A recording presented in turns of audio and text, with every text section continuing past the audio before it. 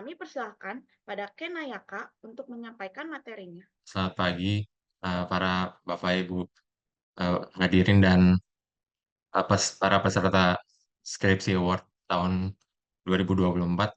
Pada hari ini saya akan mempresentasikan hasil skripsi saya yang berjudul Pengaruh Penataan Fisik Revitalisasi Taman Tegalega Bandung tahun 2018 terhadap tingkat kemonumentalitasan Monumen Bandung Lautan Berapi. Oke, pertama latar belakang untuk saya akan membahas latar belakang. Isu yang saya ambil adalah monumentalitas. Terutama isu monumentalitas pada Monumen Bandung Lautan Api di Taman Tegalega. Isu ini diambil karena terdapat sebuah perubahan fisik yang terjadi pada saat revitalisasi Taman Tegalega periode modern tahun 2018. Dilihat dari dua periode ini, atau pada periode Taman Kota Bersejarah dan Taman Kota Modern, terhadap perubahan yang cukup signifikan. Di antara lain adalah penambahan fungsi, perubahan fisik ruang, dan penambahan elemen ruang yang diduga akan mempengaruhi kekuatan monumentalitas Taman Tegalega, seperti pada di gambar bawah ini. Ini dari view dari jalan peta. Setelah revitalisasi tahun 2018, terdapat amphitheater yang menjadi visual blocking ke arah monumen langsung. Dan pada gambar di sini terdapat perubahan ruang dari fungsi taman bunga menjadi taman lampion. Nah, tujuan dari penelitian ini adalah pertama untuk mengetahui apakah Monumen Bandung Lautan Api di Taman Tegalega masih memiliki monumentalitas yang kuat setelah proses revitalisasi pada periode modern, dan yang kedua mengetahui jangkauan monumentalitas eh, pada setelah revitalisasi tahun 2018 ini.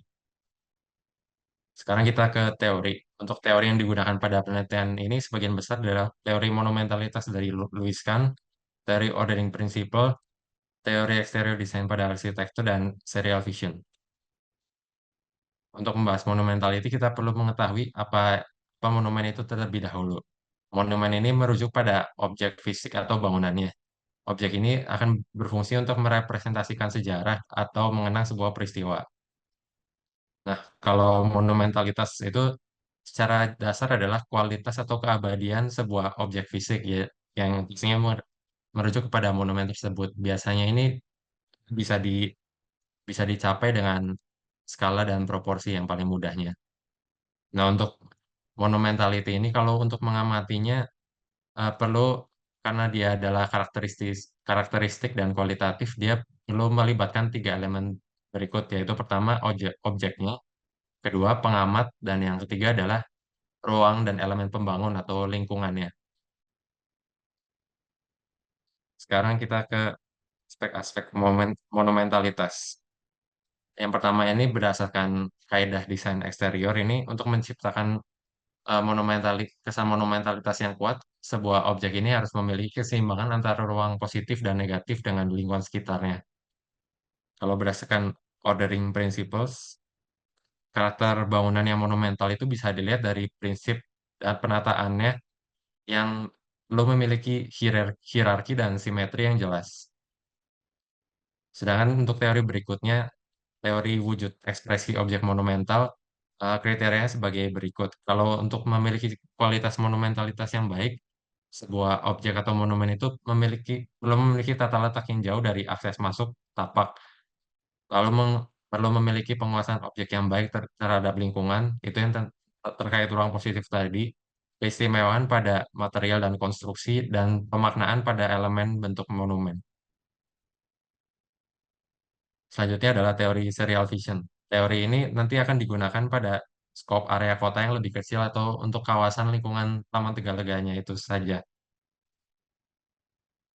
Dari teori serial vision yang ini akan digunakan untuk menganalisis sebuah sequence. Sebuah sequence itu nanti akan bisa dibedah menjadi berbagai viewpoint. Dari berbagai viewpoint ini nanti akan terdapat aspek-aspeknya masing-masing. Nah, dari aspek tersebut akan dicari korelasinya terhadap kriteria monumentalitas yang sebelumnya. Dan hasilnya adalah sebagai berikut. Ini tabel untuk yang dari serial vision yang relevan dan tidak relevan. Yang relevannya nanti akan dikorelasikan terhadap teori ordering principle dan ekspresi bentuk. Untuk metodologi, penelitian ini itu metodenya campuran antara kualitatif dan kuantitatif. Data data yang disajikan dikumpulkan melalui analisis literatur, observasi lapangan, kuesioner, dan studi komparasi. Ini adalah skop area penelitiannya.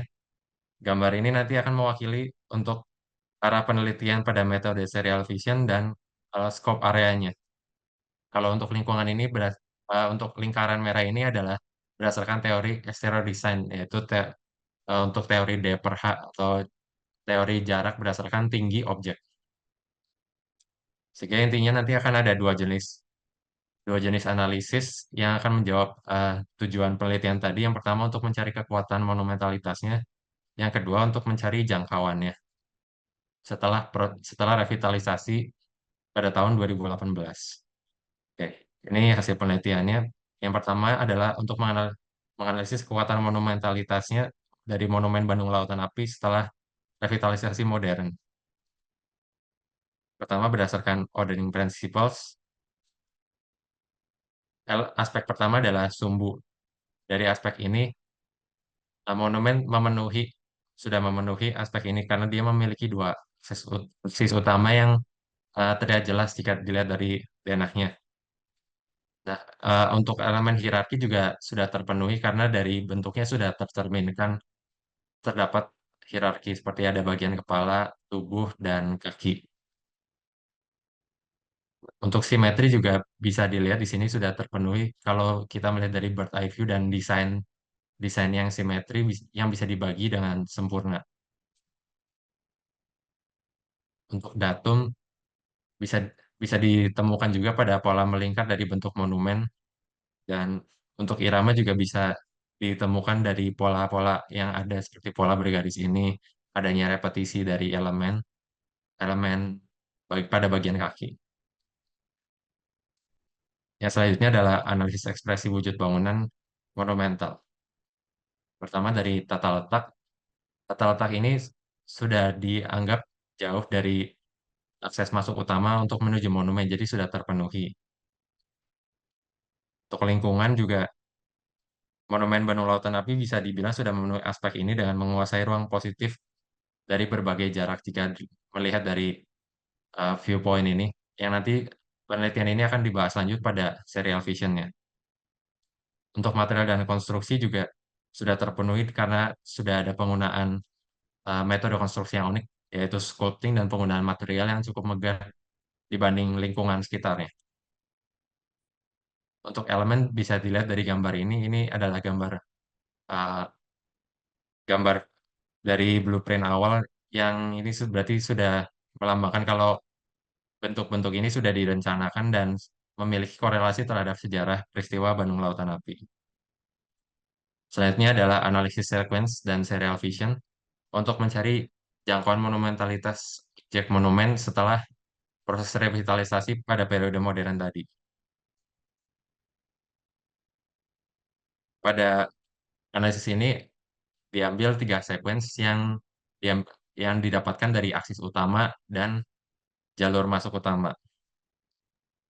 Mohon maaf, Saudara Kenayaka, waktu Ya. presentasi Anda telah habis. Terima Oh kasih ya. untuk presentasinya.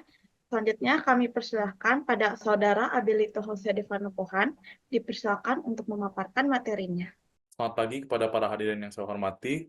Sebelumnya perkenalkan, saya Abelito Jose Devano Pohan, NPM 611-2001-111. Pada kesempatan kali ini, saya akan mempresentasikan hasil penelitian skripsi saya mengenai komparasi arsitektur Desa Tenganan dan Desa Shirakawago dalam mewadai aktivitas pariwisata. Nah, latar belakang dari penelitian ini, saya berangkat dari desa adat yang tadinya belum dipengaruhi oleh kehidupan luar, lalu setelah masuknya pariwisata ke dalam desa, bagaimana tataan dan arsitektur desa dalam mewadahi aktivitas pariwisata yang masuk. Untuk objek studi yang saya amati, ini ada dua, itu Desa Tenganan di Bali dan Desa Shirakawago di Jepang. Kemudian dari latar belakang tersebut, pertanyaan yang muncul adalah bagaimana tataan serta arsitektur di Desa Tenganan dan Desa Shirakawago mewadahi aktivitas pariwisata yang masuk. Metode penelitian dilakukan dengan merekam aktivitas pariwisata pada tataan dan arsitektur desa, merekam fasilitas yang disediakan kedua desa dalam mewadahi aktivitas pariwisata dan bagaimana fasilitas tersebut digunakan, lalu komparasi kedua desa tersebut. Pengumpulan data dilakukan dengan penelitian etnografis atau mendatangi, mendiami, dan mengamati objek, pengambilan gambar, sketsa, diagram, dan peta, penggambaran ulang data-data yang ada, lalu dibantu oleh studi literatur. Waktu penelitian dilakukan di Desa Tenganan pada tanggal 9 hingga 13 November 2023, dan Desa Shirakawago dilakukan pada tanggal 8 Desember 2023. Berikut hasil penelitian saya. Bagian-bagian yang saya amati pada desa itu dibagi menjadi 3, yaitu tataan desa, hunian desa, serta bangunan-bangunan khusus pada desa. Pertama-tama di sini yang saya amati itu perubahan pada Desa Tenganan. Dapat dilihat perubahan itu cukup signifikan hanya terdapat pada pintu masuk desa. Di sini yang diberi tanda itu yang tadinya tidak ada sama sekali, sekarang setelah masuknya pariwisata, area pada pintu masuk ini berubah. Yang tadinya pintu masuk itu ditandai pada huruf B, sekarang berpindah ke huruf A. Di sini dibikin pintu masuk baru yang difasilitasi dengan bangunan museum, bangunan loket donasi, lalu pada area tersebut juga terdapat pertokoan dan parkir yang cukup besar. Selanjutnya perubahan pada hunian di Desa Tenganan. Melihat aktivitas yang cukup ramai pada salah satu koridor, masyarakat pada koridor ini mulai mentransformasi rumah mereka menjadi hunian toko. Hunian yang tadinya sepenuhnya private, lalu berubah menjadi semi-private setelah adanya fungsi toko, yaitu pada area natah atau tengah rumah.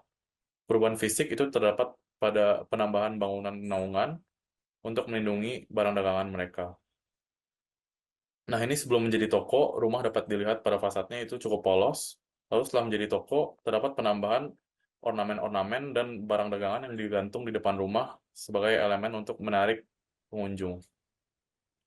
Selanjutnya untuk bangunan khusus, pada Desa Tenganan itu salah satunya terdapat Balai Agung. Balai ini merupakan balai yang paling ikonik dari Desa Tenganan, di mana aktivitas pariwisata di sini hanya mengamati bangunan dan berfoto. Respon terhadap pariwisata itu penambahan papan nama pada bangunan, serta pagar pembatas dan larangan masuk. Lalu ada Balai Wantilan sebagai tempat berkumpul, penambahan terhadap aktivitas pariwisata itu terdapat toilet umum dan router Wi-Fi. Lalu ada pura di Desa Tenganan sendiri tidak dapat dimasuki oleh pengunjung, dan perubahan terhadap pariwisatanya itu terdapat papan nama bangunan, pagar pembatas, dan papan larangan masuk. Lalu ada lumbung di sini yang tadinya bersifat sebagai tempat berkumpul warga dan sebagai tempat beristirahat. Ini tidak ada perubahan fisik, namun perubahan fungsinya di mana para wisatawan dapat menggunakan lumbung ini sebagai tempat untuk beristirahat juga. Nah, sekian untuk Desa Tenganan. Selanjutnya untuk Desa Shirakawago, di sini dapat dilihat Desa Shirakawago memiliki luasan yang lebih luas dibanding Desa Tenganan. Desa Shirakawa juga memiliki pintu masuk yang lebih banyak. Di sini ada 3 pintu masuk, di sebelah barat, di sebelah utara, dan di sebelah selatan. Untuk bagian yang saya amati itu pintu masuk di sebelah barat.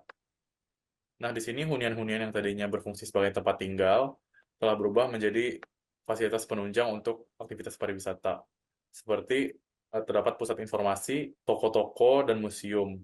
Lalu terdapat juga penambahan lapangan parkir dan area merokok dan toilet umum. Setelah memasuki desa, para pengunjung diarahkan menuju koridor utama ini, di mana koridor ini dipenuhi oleh aktivitas komersil, terdapat restoran, toko cenderamata, museum, terdapat juga penginapan, lalu penambahan bangunan toilet umum.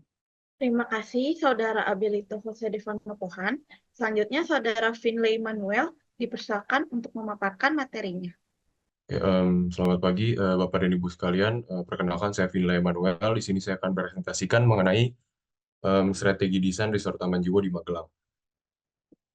Oke, untuk latar belakang mungkin secara singkat aja. Jadi penelitian itu melihat Candi Borobudur sebagai salah satu warisan budaya dan bersejarah yang menjadi sumber inspirasi dalam patokan untuk desain Resort Taman Jiwo. Nah, jadi untuk objek yang utama pada penelitian skripsi ini adalah Resort dan Hotel Taman Jiwo yang terletak di Kota Magelang. Jadi mungkin ada beberapa teori yang menjadi landasan atau basis penelitian. Jadi ada 3 teori utama, yaitu yang pertama adalah mirroring, di mana mirroring itu memiliki arti sebagai pencerminan ide atau desain terhadap suatu objek.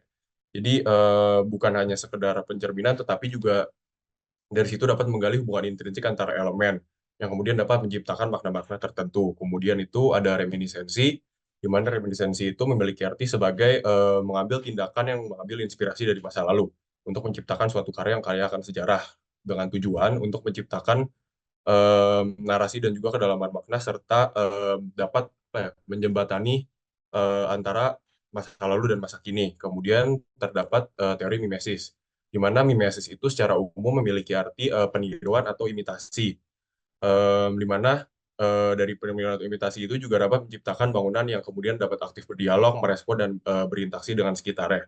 Jadi dari ketiga teori tersebut memang memiliki arti dan pengertian yang berbeda-beda, tetapi secara langsung dapat memiliki korelasi yang saling melengkapi antara satu dan sama lainnya.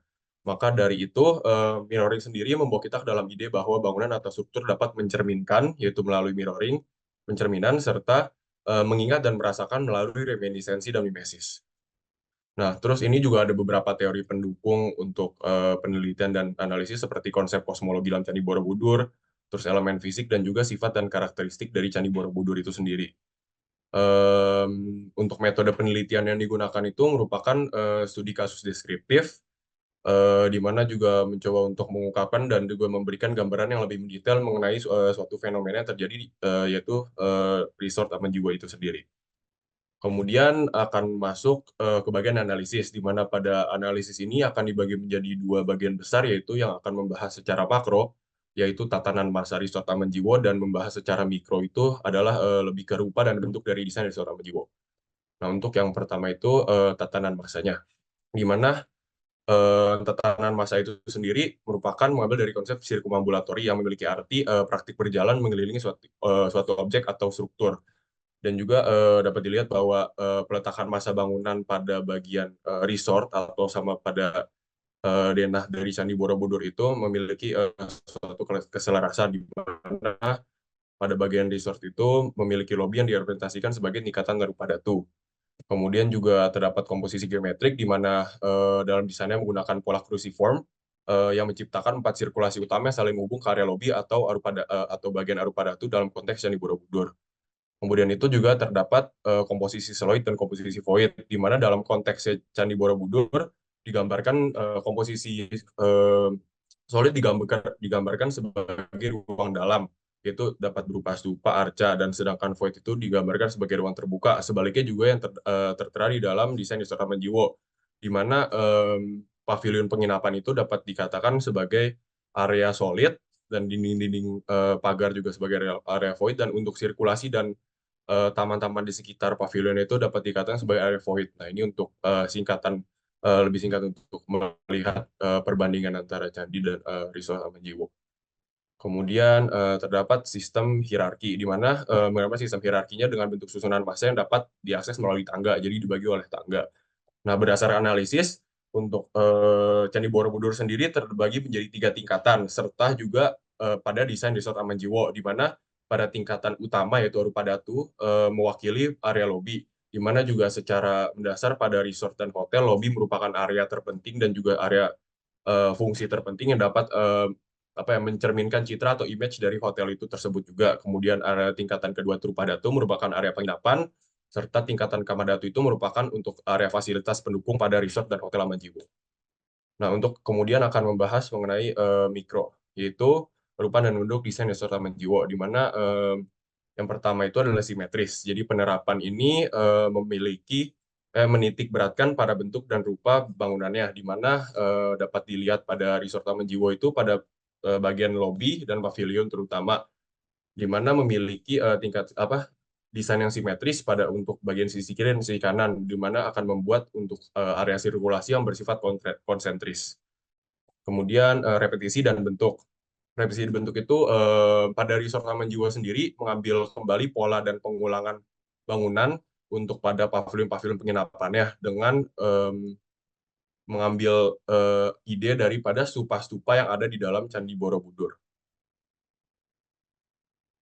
Kemudian elemen dan tekstur dan ornamentasi, di mana desain Resort Taman Jiwa tersendiri juga mencoba untuk membawa elemen-elemen candinya ke dalam desainnya, seperti yang ada pada Candi Borobudur itu stupa perwara, kemudian diterapkan lagi di dalam lobi dan desain-desain pada profile molding atau lantai-lantai pada desain Resort Taman Jiwa. Kemudian ada lidah tangga juga yang mengadopsi tangga pada Candi Borobudur dan mengacu kepada keselarasan visual dan estetika yang konsisten. Kemudian juga ada profile molding, yang dimana pada Candi Borobudur sama pada Resort Taman Jiwo akhirnya diterapkan dan menghasilkan efek gelap terang yang ada pada desain dan keseluruhannya. Kemudian untuk orientasi dan aksis, memang untuk lokasi Resort Taman Jiwo sendiri itu berada langsung mengarah ke utara dan mengarah ke Candi Borobudur, yang dimana pada resort tersebut menciptakan suatu vistas yang terbentuk yang akan membingkai Candi Borobudur secara lurus. Jadi dari arah lobinya udah lurus ke arah Candi Borobudur.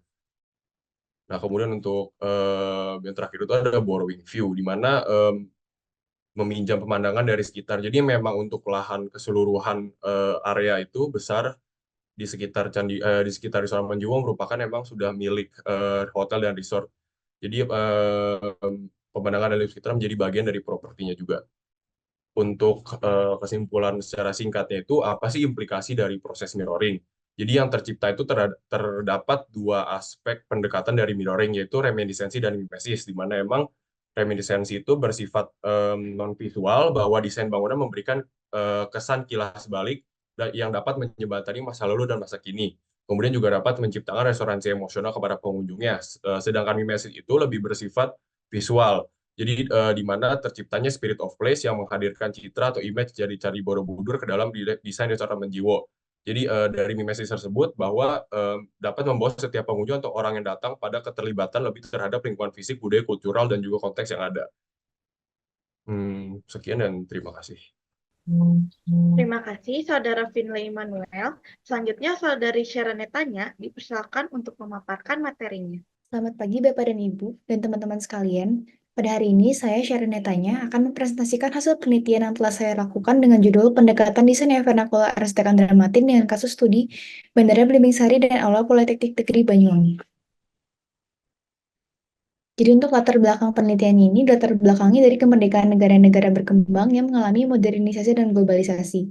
Akibatnya, negara-negara tersebut mengalami dominasi gaya arsitektur barat dan menghilangkan identitas budaya lokal. Oleh karena itu, sebagai salah satu cara untuk konservasi arsitektur lokal, muncullah arsitektur neovernakular untuk digunakan dan salah satunya sudah digunakan di Indonesia. Untuk pertanyaan penelitiannya, bagaimana arsitek Andra Matin menerapkan pendekatan desain neovernakular dalam desain arsitektur Bandara Belimbing Sari dan Aula Politeknik Abdullah Azwar Anas di Banyuwangi? Objek studinya terdiri dari dua bagian. Yang pertama ada Bandara Belimbing Sari dan yang kedua ada Aula Politeknik Negeri. Teori yang menjadi basis penelitiannya dibagi menjadi 6 bagian. Yang pertama ada konteks budaya, ada konteks materialitas, ada keberlanjutan, adaptasi terhadap iklim, keterlibatan terhadap komunitas, dan juga inovasi. Metode penelitiannya dilakukan dengan pendekatan kualitatif, menerapkan metode studi kasus kolektif, dan juga bersifat deskriptif. Pengumpulan data melalui studi literatur observasi lapangan yang dilakukan pada 27 November sampai 1 Desember 2023 dan yang terakhir ada wawancara yang dilakukan pada 14 Desember. Kemudian masuk ke dalam bab analisis dan pembahasan. Aspek analisisnya dibagi menjadi beberapa bagian, yaitu yang pertama ada konsep, lanskap, orientasi dan tatanan massa, atap, jenis dan organisasi ruang, struktur bangunan, material, dan juga ornamen. Bagian yang pertama yang dibahas adalah objek studi yang pertama, yaitu Bandara Belimbing Sari. Konsep perancangan Bandara Belimbing Sari mengedepankan inovasi konteks lokal, berkelanjutan, dan juga teknologi. Andra Matin menginginkan different approach untuk meningkatkan pengalaman penumpang melalui alur yang dihasilkan. Kemudian, letak Bandara Belimbing Sari ini berada di Desa Belimbing Sari, sekitar 17 km dari pusat kota yang dipenuhi dengan hamparan sawah. Andra Matin menyikapi lingkungan sekitar melalui penerapan atap hijau yang berfungsi ganda sebagai penghubung visual antara bandara dengan lingkungan, serta menyederhanakan batas antara bandara dengan alam sekitarnya. Pada bagian massa dibagi menjadi dua berdasarkan fungsi, yaitu massa kedatangan dan juga massa keberangkatan, yang dihubungkan oleh elemen penghubung yang menyerupai leher demi menghindari desain yang masif dan bulky. Hal ini memberikan ruang terbuka akses untuk memasukkan cahaya alami sekaligus menciptakan peluang untuk sirkulasi udara dan ventilasi silang di dalam bangunan. Selain itu, adanya segmentasi massa memungkinkan perletakan waterscape dan juga vegetasi yang dapat memberikan efek bagi pengunjung lebih nyaman dan juga menambahkan elemen desain pasif pada bangunan. Selanjutnya pada aspek atap, bagian atap mengalami transformasi bentuk yang berasal dari atap tikal balung karena merupakan atap yang paling khas dan paling dikenal sebagai atap tradisional Banyuwangi. Kemudian atap tikal balung mengalami transformasi, repetisi, dan juga adisi menjadi bentuk yang sederhana menjadi lebih kompleks.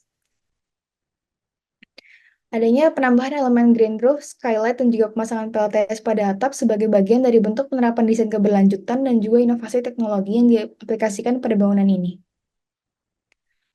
Pemisahan massa yang berdasarkan fungsi juga ditujukan untuk memberikan seamless experience sehingga memisahkan fungsi-fungsi bangunan sesuai dengan fungsinya.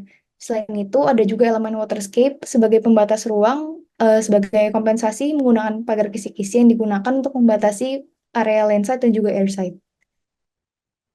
Struktur bangunannya menggunakan bangunan bentang lebar dan juga rangka rigid beton. Selain itu, konstruksi juga dibangun dengan konstruksi modern. Material yang digunakan menggunakan material kayu ulin bekas dan juga baru sebagai bentuk inovasi menggunakan material daur ulang. Ornamennya menggunakan kisi-kisi kayu ulin yang dominan di setiap bangunannya karena membatasi masuknya cahaya alami ke dalam bangunan tanpa berlebihan dan mengurangi dinding masif di dalam ruangan untuk menciptakan kenyamanan termal di dalam ruangan.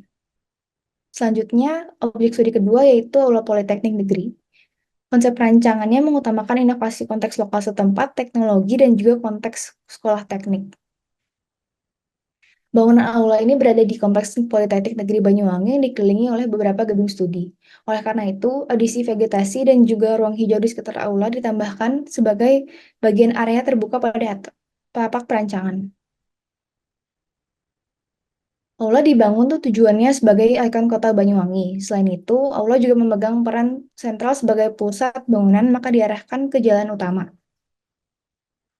Pada bagian atap aula Politeknik juga mengalami transformasi bentuk yang terinspirasi dari atap tikar balung yang mengalami substraksi dengan tujuan untuk memberikan skylight pada bagian atap bangunan dan juga menandakan sebagai akses masuk ke dalam bangunan. Penambahan skylight ini berfungsi untuk menjadi spotlight fokus pada kegiatan yang berlangsung di pusat aula. Selain itu juga menambahkan efek dramatis di dalam ruangan untuk pergerakan dinamis cahaya yang masuk melalui skylight tersebut.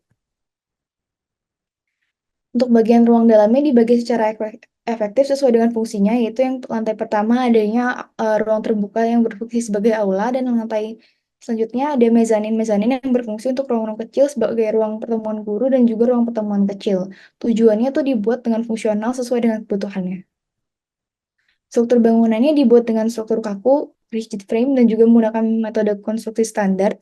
Namun, struktur juga dibuat dengan berbagai macam kombinasi, menerapkan elemen struktural yang miring dan belok sebagai simbol dan melihat konteks dari Politeknik sebagai sekolah teknik. Untuk materialnya yang digunakan sebagian besar diekspos dan juga bangunan ini didominasi dengan penggunaan kayu ulin bekas sebagai elemen fasad yang berfungsi untuk inovasi daur ulang material bekas. Selain itu, kisi-kisi ini berfungsi untuk membatasi masuknya cahaya dan menciptakan kenyamanan termal di dalam bangunan.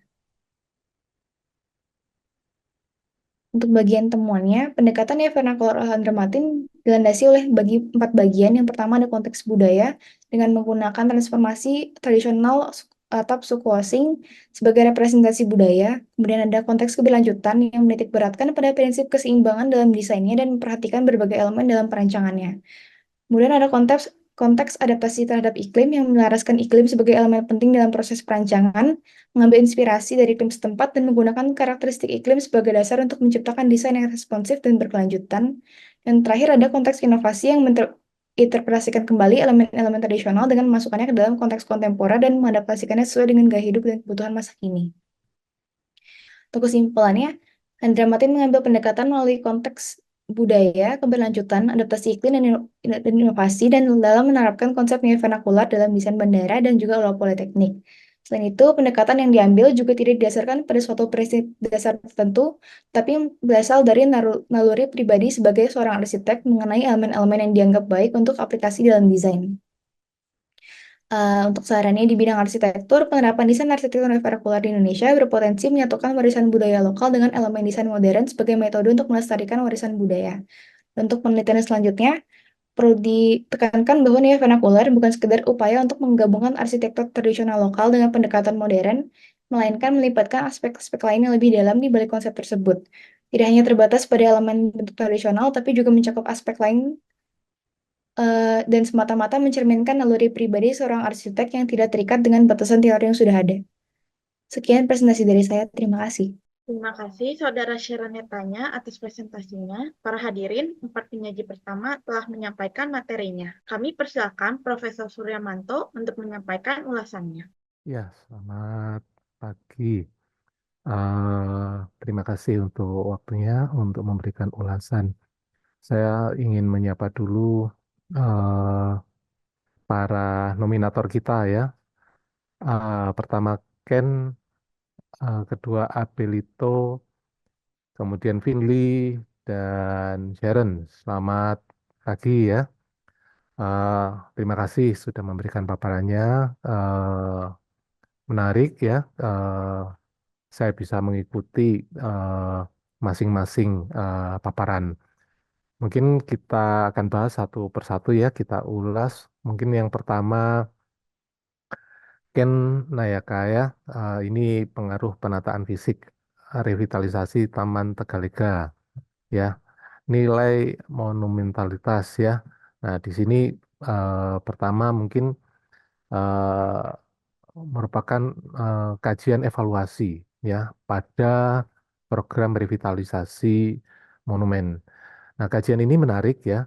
Eh, saya sudah membaca makalahnya, posternya juga ya.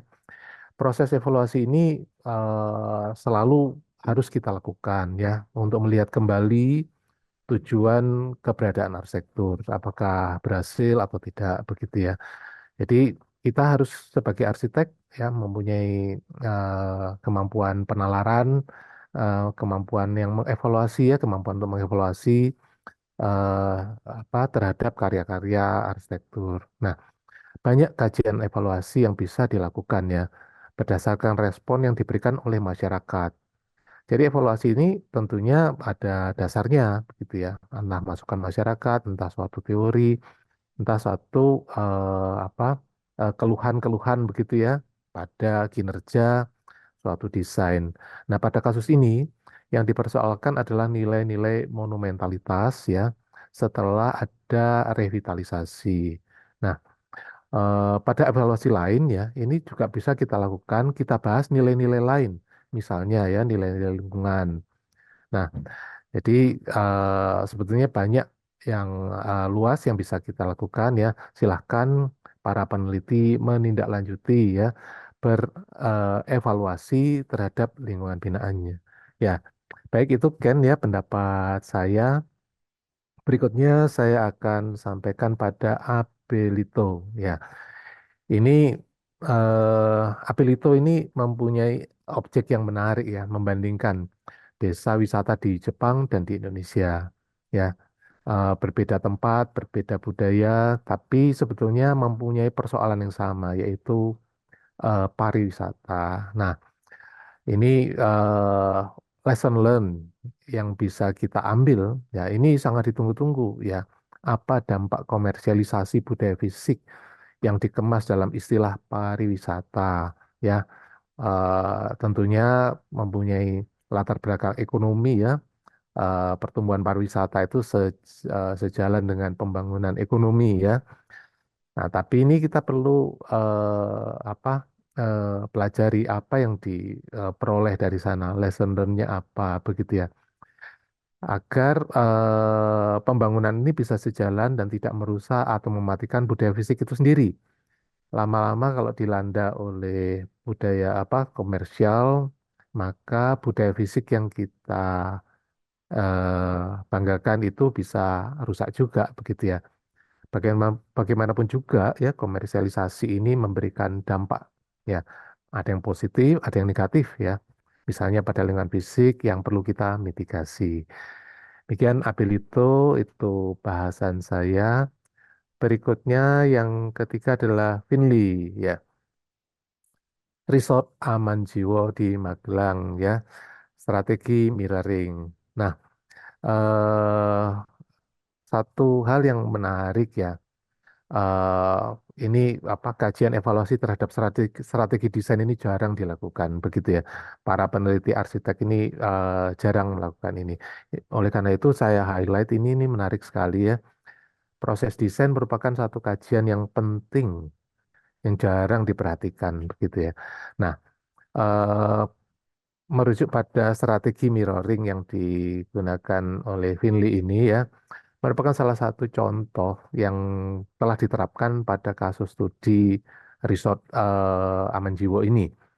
Nah, ini menjadikan resort ini menjadi unik begitu ya, dan mempunyai nilai komersial juga begitu ya, kembali pada nilai komersialisasi begitu ya, pada pariwisata, eh, budaya fisik, Candi Borobudur begitu ya. Nah, kembali pada strategi desain ya. Strategi desain ini perlu kita kembangkan juga begitu ya. Jadi banyak strategi-strategi lain yang perlu kita uji. Demikian juga strategi mirroring ini dapat juga diterapkan pada nilai-nilai lain. Bukan hanya untuk nilai-nilai seperti yang disampaikan oleh Finley tadi ya, tapi nilai-nilai seperti kearifan lokal, eco-friendly, ya, ini bisa kita lakukan juga begitu ya. Jadi banyak kasus-kasus yang menarik yang bisa dilakukan. Ini membuka peluang bagi strategi penelitian-penelitian lain di bidang strategi desain. Baik ya, selamat ini Finley ya, paparannya cukup mengesankan bagi saya. Tidak kalah menarik yang terakhir adalah Sharon Nataya ya.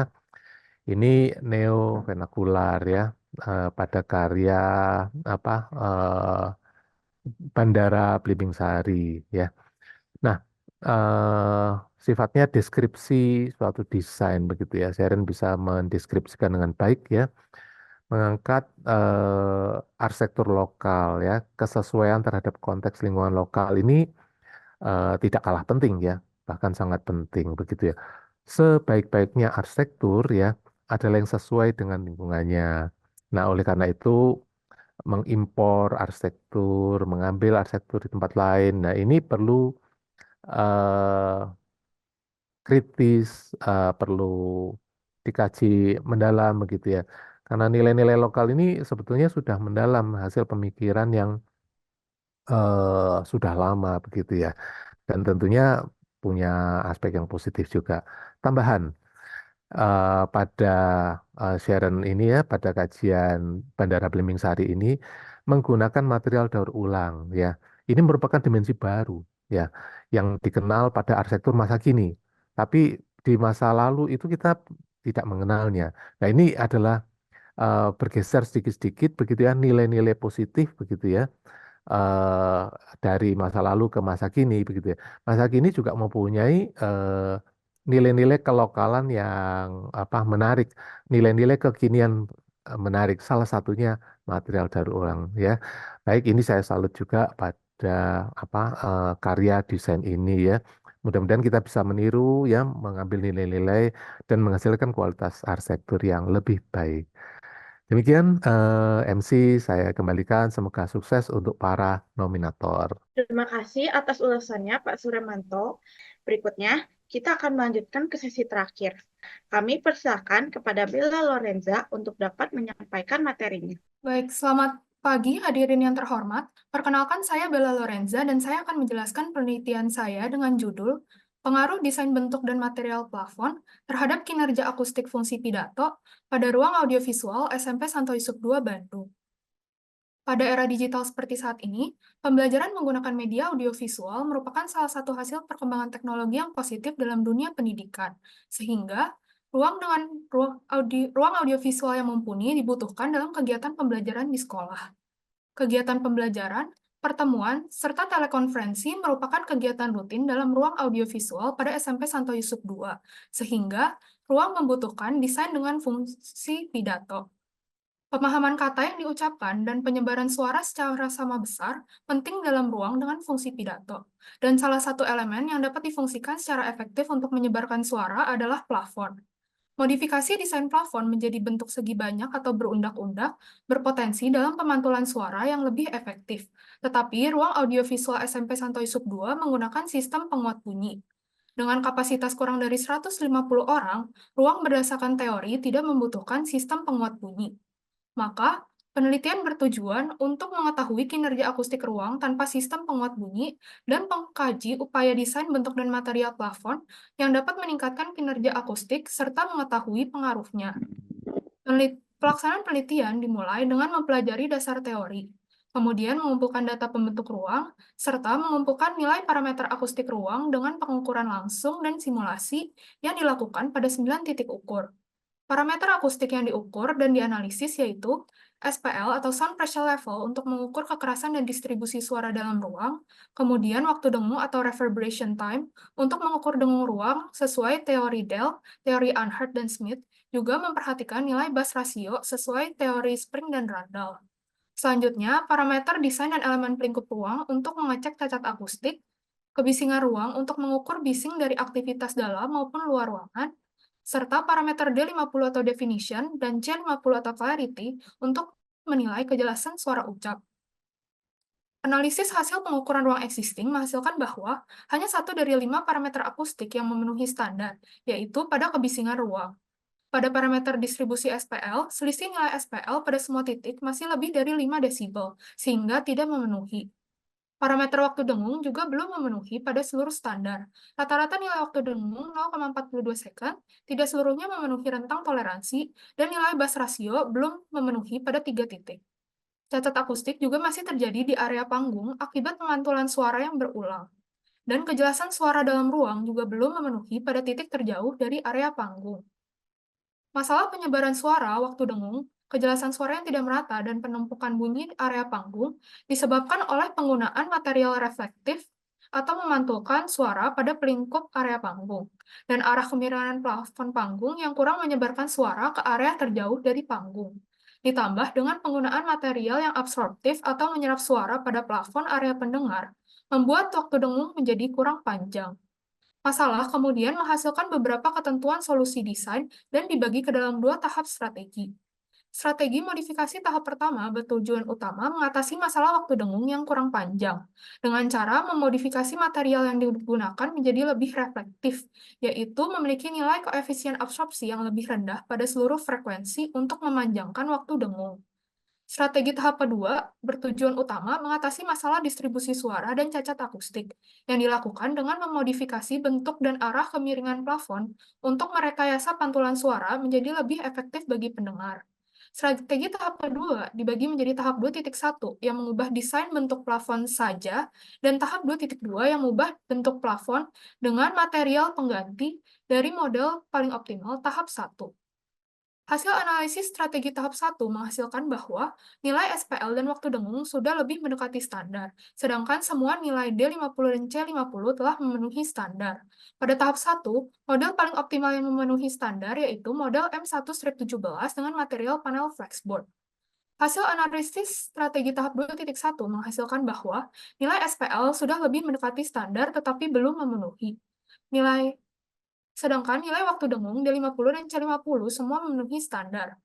Model dengan kinerja paling optimal pada tahap 2.1 yaitu model B2.3/00.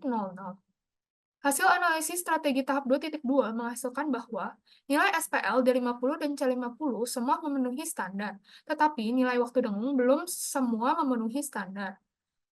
Model dengan kinerja paling optimal pada tahap 2.2 yaitu model B1.2/17. Model paling optimal dari masing-masing strategi kemudian dibandingkan dan menghasilkan model yang lebih unggul secara keseluruhan, yaitu model B1.2/17. Semua strategi juga dibandingkan dan dianalisis sehingga menghasilkan bahwa pada tahap 1, yaitu pengubahan material, paling baik dalam mengubah waktu dengung. Tahap 2.1, yaitu pengubahan bentuk saja, paling baik dalam meratakan nilai waktu dengung antar titik dan frekuensi. Dan tahap 2.2, yaitu pengubahan bentuk dan material, paling baik dalam meratakan distribusi suara. Maka dapat disimpulkan dari penelitian bahwa kinerja akustik ruang existing belum sesuai standar akibat sebagian material plafon yang absorptif dan bentuk yang kurang efektif. Kemudian, upaya modifikasi perlu dilakukan pada material dan bentuk secara bersama untuk dapat mengatasi masalah. Dan analisis pengaruh dari modifikasi menghasilkan bahwa pengubahan material plafon mempengaruhi nilai waktu dengung serta D50 dan C50 dengan sangat signifikan. Pengubahan bentuk plafon mempengaruhi kemerataan waktu dengung dengan sangat signifikan, dan pengubahan bentuk dan material mempengaruhi kemerataan distribusi SPL dengan sangat signifikan. Sekian presentasi dari saya, mohon maaf bila masih ada kesalahan dan kekurangan. Terima kasih. Selanjutnya, Saudara Ivan Adrian Surya Adinata, silakan untuk memaparkan materi. Selamat pagi hadirin sekalian. Hari ini saya akan mempresentasikan penelitian saya yang berjudul Kajian Kritis Perpaduan Arsitektur Modern dan Arsitektur Tradisional Bali pada Ubud Hanging Gardens karya Popo Danes.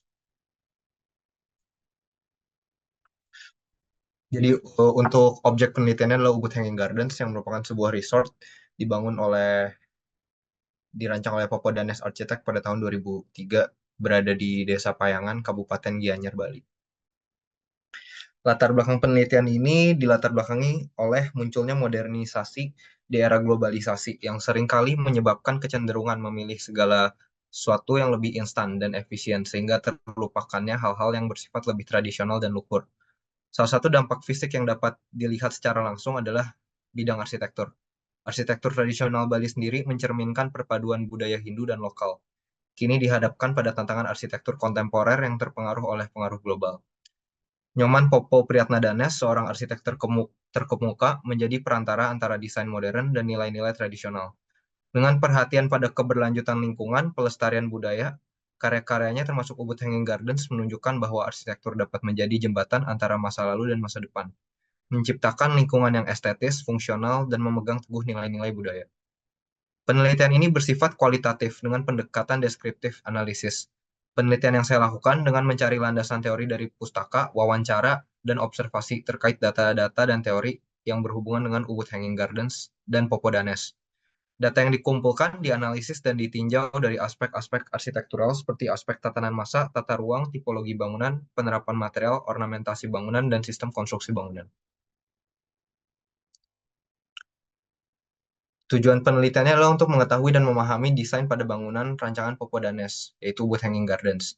Kemudian memahami aspek-aspek yang mendorong Popo Danes untuk merancang bangunan dengan perpaduan antara arsitektur modern dan arsitektur tradisional Bali. Berikut adalah beberapa teori yang saya pakai, yaitu teori arsitektur tradisional Bali, arsitektur postmodern, arsitektur postmodern di Nusantara, dan teori arsitektur modern Bali. Berikut adalah literatur yang saya pakai untuk mengumpulkan teori-teori tersebut. Selanjutnya masuk ke deskripsi data, subjek, dan objek penelitian. Popo Danes dan Popo Danes Arsitek ini adalah studio arsitek yang didirikan oleh Nyoman Popo Priatnadanes. Popo Danes Arsitek juga sudah berkarya di dalam maupun di luar negeri.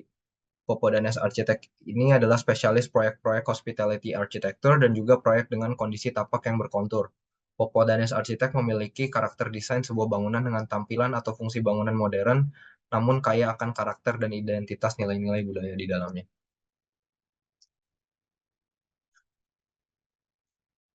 Pembahasan yang pertama dalam aspek tatanan massa, Ubud Hanging Gardens ini memiliki tatanan massa yang disusun menyebar secara radial.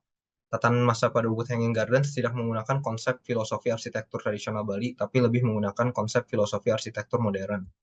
Tampilan tatanan massa ditata secara radial yang simetris namun kontradiktif. Tatanan massa terbentuk berdasarkan dalih aspek fungsionalitas dan efisiensi menurut perancang. Berikut adalah contoh penataan massa radial menurut buku Dekaching.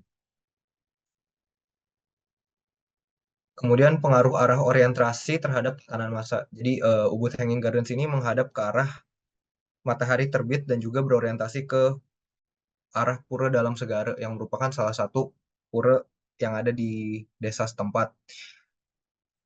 Bentuk arah orientasi terhadap pura ini juga merupakan salah satu bentuk penghargaan atau mengapresiasi keberadaan pura di site begitu.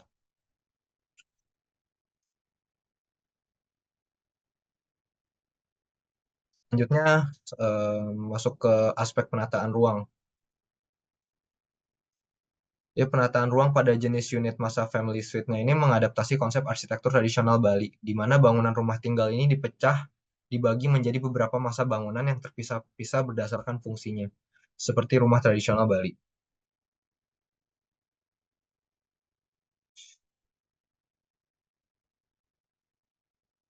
Yang pertama itu ada tipologi pada area villa, ada tipologi angkul-angkul, di mana angkul-angkul itu berfungsi sebagai pintu masuk, gerbang, kemudian ada balai meten, ada natah, ada balai sakepat, dan juga ada wantilan sebagai area komunal.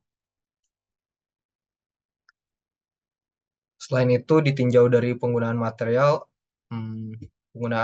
pada Ubud Hanging Gardens ini juga menggunakan perpaduan antara material tradisional dan juga material modern. Material tradisional yang dipakai itu adalah material kayu, atap alang-alang, struktur bambu, semen plaster, dan juga batu gamping. Sedangkan untuk material modern yang digunakan adalah material kaca dan dinding beton. Ditinjau dari aspek ornamentasi, Ubud Hanging Gardens ini dipenuhi oleh ornamentasi tradisional yang memiliki nilai-nilai budaya dan juga nilai-nilai agama. Yang pertama ada patung Dwarapala sebagai dewa pelindung untuk menolak hal-hal jahat masuk ke dalam area tempat tinggal. Kemudian ada patung Ganesha sebagai dewa pelindung dan mengundang hal-hal baik agar masuk ke dalam area tempat tinggal. Dan di area lobi ada patung Dewi Sri sebagai simbol harapan akan kelimpahan dan kesuksesan bagi pengunjung.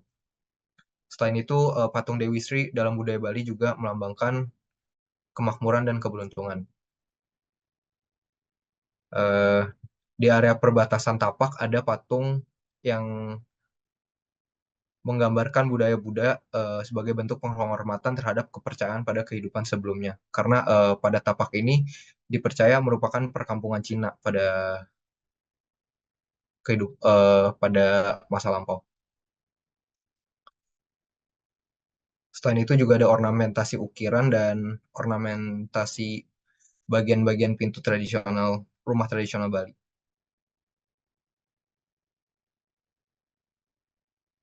Secara sistem konstruksi untuk kepala bangunannya itu menggunakan sistem konstruksi tradisional Bali, sedangkan untuk badan dan kaki bangunannya sudah menggunakan sistem konstruksi modern.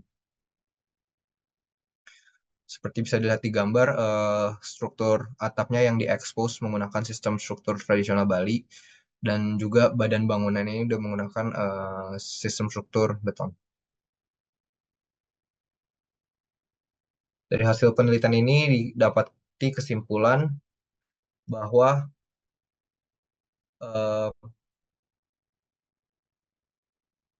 penerapan nilai-nilai Trihita Karana yang dijunjung dalam keseharian sekaligus melakukan inovasi dan improvisasi dalam proses perancangan hingga menghasilkan bangunan arsitektur postmodern dengan gaya neovernakular. Kemudian Ubud Hanging Gardens juga mampu menciptakan pengalaman berarsitektur yang menggambarkan kekayaan budaya Bali tanpa mengesampingkan aspek fungsionalitas modern secara harmonis, diwujudkan dengan perpaduan antara tatanan masa radial, sistem konstruksi modern, tipologi bangunan tradisional, penerapan material tradisional, dan ornamen tradisional Bali.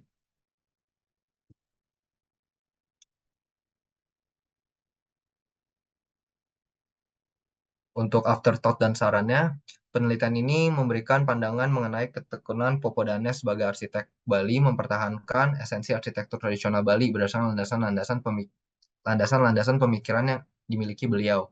Popodanes juga berhasil merancang suatu bangunan yang mengkomplement kondisi sekitar tapak menjadi suatu lahan yang lebih indah dari sebelumnya.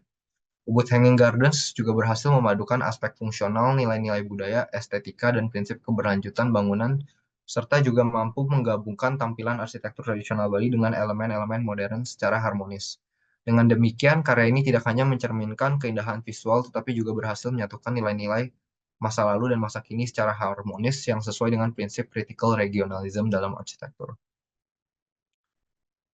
Sarannya, penelitian selanjutnya dapat menggali lebih dalam mengenai berbagai aspek arsitektural yang mempengaruhi proses perancangan suatu objek dengan karakter perpaduan arsitektur tradisional dan arsitektur modern.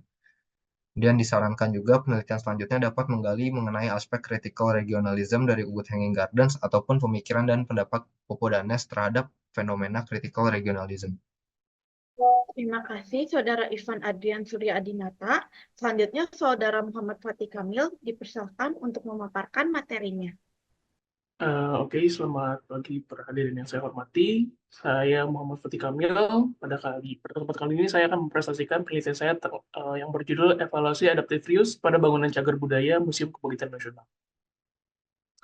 Penelitian ini dilatar belakangi dari kota DKI Jakarta yang merupakan salah satu kota di Indonesia yang memiliki banyak peninggalan bangunan bersejarah, dan Museum Kebangkitan Nasional merupakan salah satu peninggalan sejarah yang kaya akan nilai budaya. Kemudian semasa berdirinya museum ini tuh mengalami berbagai perubahan fungsi gitu ya. Dari yang awalnya berfungsi sebagai stovia atau sekolah dokter, kemudian sekolah biasa, lalu berubah menjadi penjara, dan kini berfungsi sebagai museum. Dan fungsi museum kemudian memberikan dampak pada makna yang terkandung di dalam bangunan, seperti makna kultural yang jika tidak dilestarikan akan hilang. Nah, rumusan masalah di sini adanya ketidaksesuaian antara fungsi pameran museum di dalam bangunan sekolah. Kedua, terdapat perubahan nilai kultural antara fungsi sekolah dengan fungsi museum. Dan ketiga, implementasi metode adaptive reuse mengubah nilai kultural pada wujud bangunan Museum Kebangkitan Nasional. Dan untuk pertanyaan penelitiannya, yang pertama ada nilai kultural apa yang terkandung dalam elemen arsitektur Museum Kebangkitan Nasional. Kedua, apa elemen arsitektur signifikan yang merepresentasikan nilai kultural tersebut.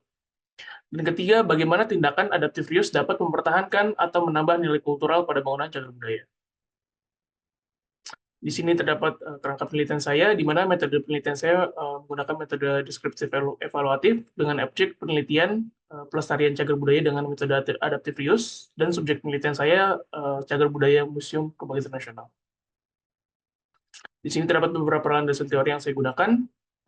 Teori yang pertama saya menggunakan teori pendekatan arsitektur, teori pendekatan makna kultural, pedoman arsitektur Indus Empire, pedoman perancangan museum, dan pedoman pelestarian. Teknik pengumpulan data yang saya gunakan adalah teknik observasi dan studi literatur.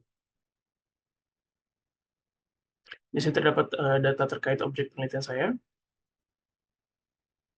Dan sedikit sejarah tentang fungsi dan bangunan objek penelitian itu sendiri, di mana pada 1851 fungsi sekolah dokter itu didirikan, kemudian baru pada 1902 bangunan yang kini menjadi objek penelitian baru didirikan, hingga saat ini berfungsi sebagai museum. Di sini terdapat perbandingan denah saat dia berfungsi sebagai stovia dan saat dia berfungsi sebagai museum ini. Ini ruang luar dari objek penelitian saya dan ruang dalam. Di sini terdapat kondisi sekitar museum. Dan analisis yang pertama dimulai dengan menganalisa wujud arsitektur, di mana terdapat 3 aspek yang perlu diperhatikan, yaitu gaya arsitektur Indus Empire, fungsi asal sebagai sekolah dokter, dan fungsi baru sebagai museum. Di mana dimulai pada fasad bangunan Sofia, itu dia menggambarkan gaya Indus Empire dengan beberapa sentuhan arsitektur militer ya, yang dapat dilihat dari gerbang dan susunan batu pada dinding. Dan Indus Empire sendiri terdapat pada atap pelana dan koridor-koridor di sekitar bangunan. Masa di dalam bangunan dan ruang luarnya juga menggambarkan gaya Indus Empire dengan penggunaan atap pelana dan inner court yang luas gitu ya. Dan interior bangunan Sofia, di sini terdapat plafon yang tinggi, kemudian terdapat ornamentasi, kolom yang terdapat ornamen floral gitu ya, dan jendela sebagai bukaan. Kemudian terdapat beberapa pola lantai di banyak ruangan bangunan. Di sini ada elemen arsitektur terkait fungsi dari setiap kelas gitu ya. Di sini terdapat fungsi ruang kelas, ruang praktikum, laboratorium, ruang direksi, dan ruang pengajar yang cenderung memiliki karakter ruang yang terbuka. Karena ada tindakan adaptive reuse museum saat ini, tidak terdapat banyak perubahan, kecuali tiga poin seperti sekat dinding kaca gitu ya, penambahan lampu dan kipas angin, dan signage di setiap ruangan. Kemudian masuk pada analisis makna kultural yang berfokus pada ide yang bersifat abstrak, kegiatan, dan artefak. Di mana idenya itu berawal dari sekolah dokter Jawa yang kemudian awalnya itu berlokasi di rumah sakit, kemudian menempati bangunan baru yang saat ini menjadi objek penelitian. Kemudian sekolah dokter itu bergerak dari pergeseran kebijakan politik yang tidak lagi mengeksploitasi pribumi, yang kemudian disebut dengan politik etis. Di situ terdapat fungsi dan perkembangannya, di mana awalnya dia berfungsi sebagai Sofia, kemudian 1926 dia berubah fungsi menjadi SMA atau SMP, 1946 dia berubah fungsi lagi menjadi penjara, hingga pada 1974 hingga saat ini dia tetap menjadi museum. Di situ terdapat metode analisis yang saya gunakan terhadap kepada berbagai macam ruang gitu ya. Di mana di sini pada ruang kelas tidak memiliki pembatas, memiliki bouffant yang relatif kecil, memiliki lampu gantung gas sebagai pencahayaan buatan, memiliki tinggi plafon 4,5 meter, dengan kolom ramping dan ornamen romantisme pada kolom, dengan menggunakan tegel abu dan hitam pada plafon kayu. Nah, perubahan yang ada di ruang kelas ini itu terdapat kaca pembatas, kemudian terdapat lampu sorot dan lampu TL sebagai pencahayaan buatan baru, dan jendelanya itu jadi lebih full size gitu ya. Nah, analisis yang sama saya gunakan juga di ruang-ruang lain seperti ruang praktikum, laboratorium, ruang direksi, dan ruang dewan pengajar. Kemudian masuk pada evaluasi ruang pamer, di mana setiap ruang pamer saya analisa performanya terhadap kenyamanan pengunjung gitu ya. Dan elemen yang saya analisa adalah elemen bentuk ruang, dan di mana pada ruang pamer satu ini memiliki ruang yang memusat dan simetris, atmosfer yang tidak terdapat dekorasi atau ornamen tradisional, kemudian sirkulasinya menggunakan penataan ruang radial, terus teknik prestasinya itu dia mereplika suasana dari ruang dewan pengajar saat berfungsi sebagai Sofia. Kemudian elemen terakhir itu pencahayaan alami lewat bukaan ruang, dan pencahayaan buatan lewat lampu. Nah, evaluasi tersebut saya terapkan juga di ruang pamer 2, ruang pamer 3, ruang pamer 4, ruang pamer 5, ruang pamer 6, dan ruang pamer 7. Kemudian evaluasi yang terakhir adalah melihat Saudara Muhammad Fatih Kamil, waktu presentasi Anda telah habis. Oke. Sekian dari saya. Terima kasih. Terima kasih atas presentasinya. Para hadirin, 7 penyaji di sesi terakhir telah menyampaikan materinya. Kami persilakan Profesor Suryamanto untuk menyampaikan ulasan. Ya, baik. Terima kasih MC. Baik, untuk 3 nominator berikutnya ya, saya sapa Bella, Ivan, dan Fatih Kamil ya. Selamat pagi. Terima kasih sudah menyampaikan paparannya ya, sangat menarik. Dapat saya ikuti dengan baik ya. Saya akan berikan supaya adil ya, satu persatu pada Bella Lorenza ya, efek bentuk dan material ya pada plafon ya, pada ceiling untuk melihat kinerja akustik ya. Penelitian ini penelitian evaluasi ya terhadap standar ya, lalu nanti dibandingkan dengan standar ya. Nah, kemampuan riset evaluasi seperti ini itu sangat penting bagi arsitek ya, dalam proses desain, dalam profesi arsitektur ya, profesi arsitek ya, dalam berarsitektur, dalam berkarya begitu. Ini merupakan kompetensi yang penting ya, dapat mengevaluasi ya. Variabel yang dipakai oleh Bella ini adalah bentuk dan material dari plafon ya. Nah, ini perlu juga disampaikan ya, apa konsep-konsep di balik model yang diuji. Tadi ada beberapa model, lalu kinerjanya makin baik begitu ya. Nah, variabel-variabel ini penting ya, alasan-alasan untuk diuji tadi begitu ya. Nah, di dalam penelitian ini mereka merekomendasikan ya aspek bentuk-bentuk dan material ya, di mana bentuk dan material itu two in one ya, seperti mata uang. Setiap material punya bentuk, setiap bentuk pasti ada materialnya. Nah, jadi dua hal ini adalah aspek penting di dalam berarsitektur. Nah, di dalam penelitian ini yang disampaikan oleh Bella ini ya, mendemonstrasikan bagaimana bentuk dan material tadi berpengaruh ya pada lingkungan binaan yang terjadi begitu ya. Kinerja waktu dengung begitu ya, kemudian eh, waktu tunda begitu ya, mengganggu suara asli atau tidak begitu, suara pantulnya. Nah, ini merupakan secara teknis yang harus dikuasai oleh arsitek.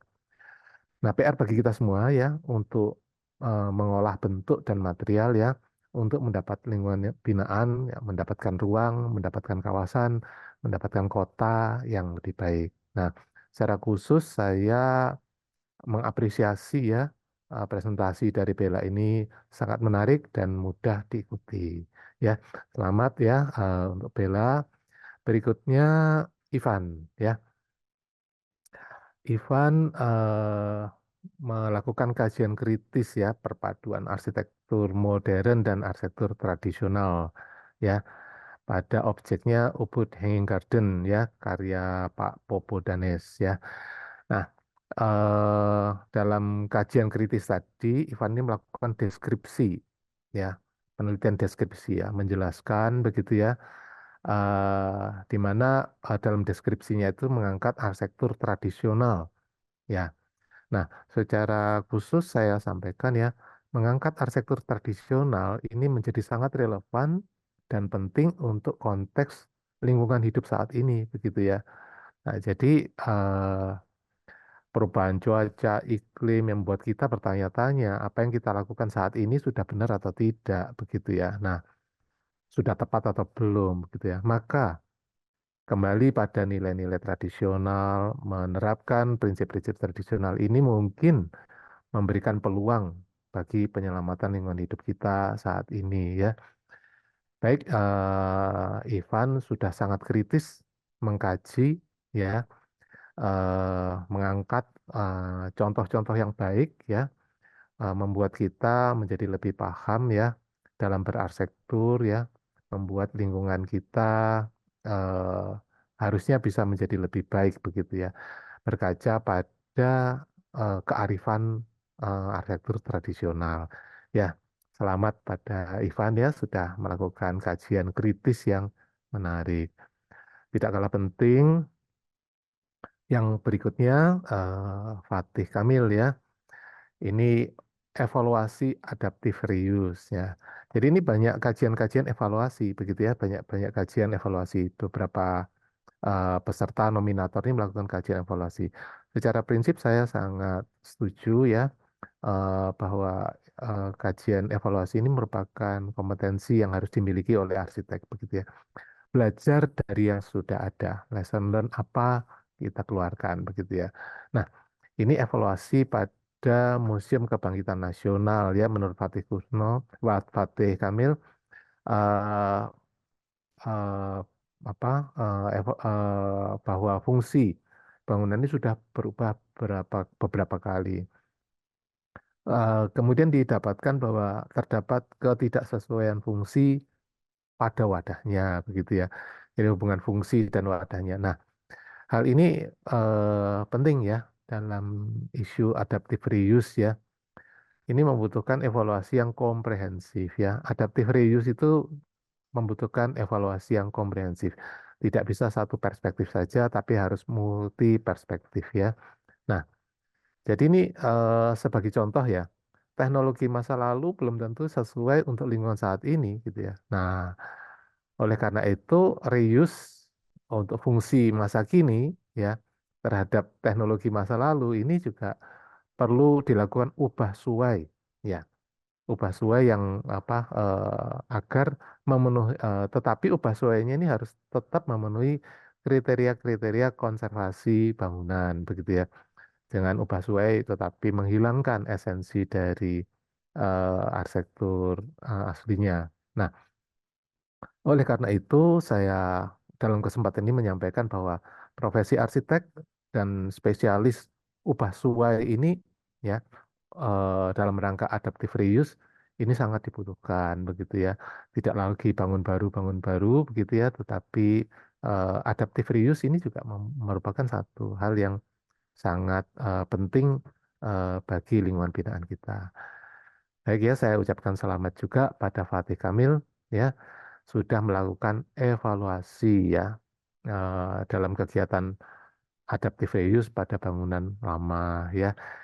Baik, saya rasa saya sudah membahas, mengulas seluruh nominator ya, seluruhnya baik ya.